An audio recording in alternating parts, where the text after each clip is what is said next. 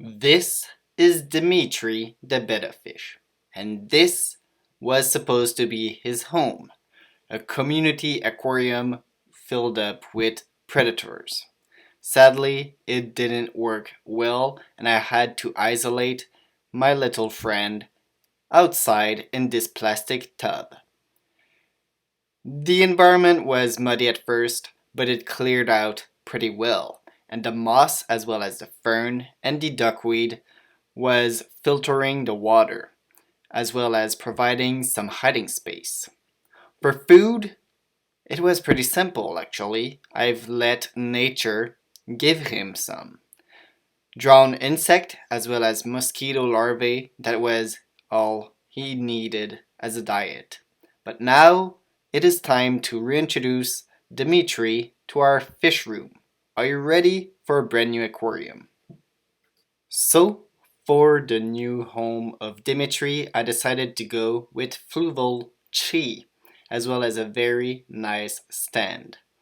And we are going to unbox it and build it completely until the moment where Dimitri is actually in the aquarium. So the first part is obviously the unboxing. I decided to check out the cover as well as all the parts of the aquarium to make sure everything was still in peace and nothing was broken.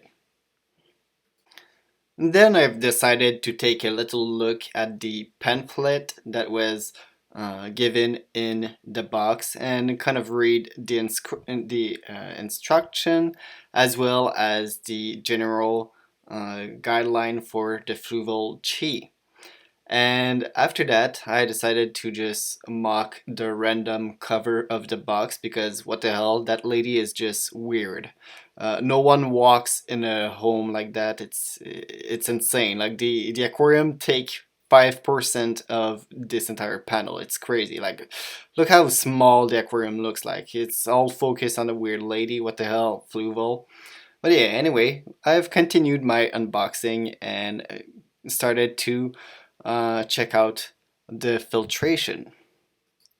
The filter was extremely easy to understand. It was actually awesome to see that the lights were also kind of combined with it, and it came with two filtration. So basically, the chemical filtration, as seen right here, as well as the biological filtration that was provided by this sponge that will allow a lot of bacteria to establish. Then I've checked out how the water would flow, and yeah, it looked pretty chill. It looked pretty easy, and I just wanted to make sure all the aquarium was doing well. So after I made sure there was no crack or no visible default on the Fluval Chi aquarium, it was time for me to build the stand. Trust me guys, building this stand was extremely easy. You're looking at literally the only hard part, which is just twisting this metal thing. It was that easy. There was like six part for me to place, and then the stand was complete. So now let's build the aquascape. If you want to quick start your aquarium and make sure you already have a very strong colony of beneficial bacteria, all you need to do is salvage some parts from other aquarium. And this is exactly what I did for the 5-gallon aquarium. I stole some gravel from my big 44-gallon, and I then also stole some rocks from the 26-gallon aquarium. And the last part was the actual water. I've used the same water in the plastic pond as in the 5-gallon, meaning I have plenty of beneficial bacteria and the aquarium is already ready to house Dimitri as seen in this video. The filter was running pretty well, the light was also running good, and it was time for me to introduce some plants as well as some tank mates. So at the pet store, I bought myself very easy beginner plants, but I have also bought myself other stuff. The first thing is a hammock for the betta fish to chill. Betta fish really enjoy to sit really close to the surface when they're sleeping. The best part of equipment I got though was a heater, because many people think bettas can live in room temperature, but it's not true. They are tropical fish. I also got myself a nice little batch of cherry shrimp, 8 to be exact. So this is the final look of the aquascape.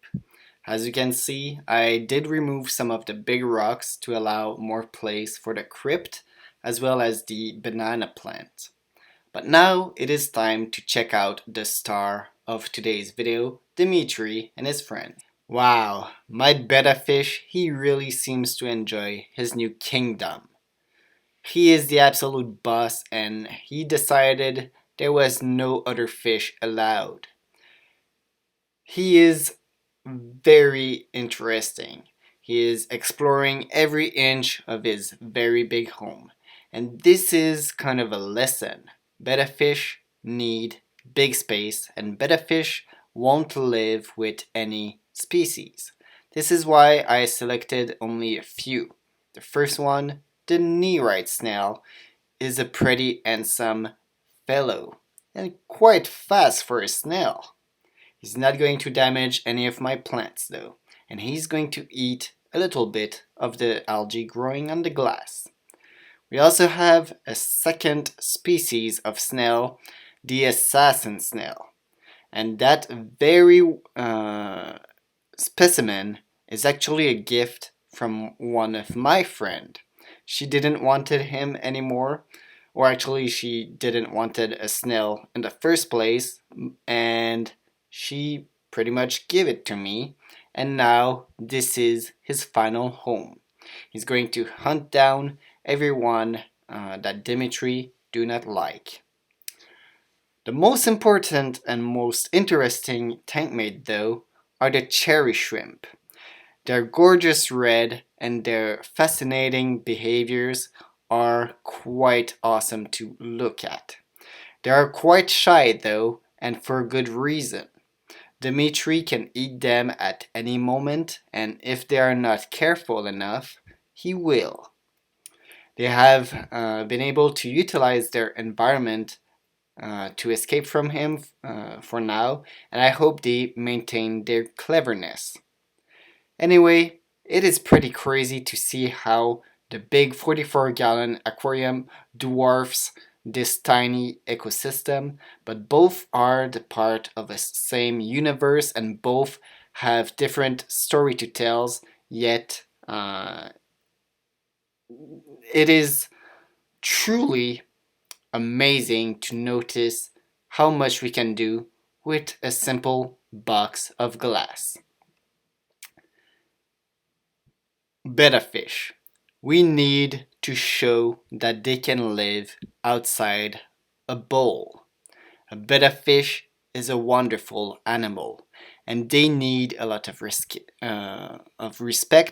a lot of space, a lot of care, and a lot of love. Let me know what you think of my brand new project. I will do an around the world tour of my entire fish room. I know it's still small, but we have plenty of things to talk about. Let me also know how you keep your betta fish, and may the fish be with you always.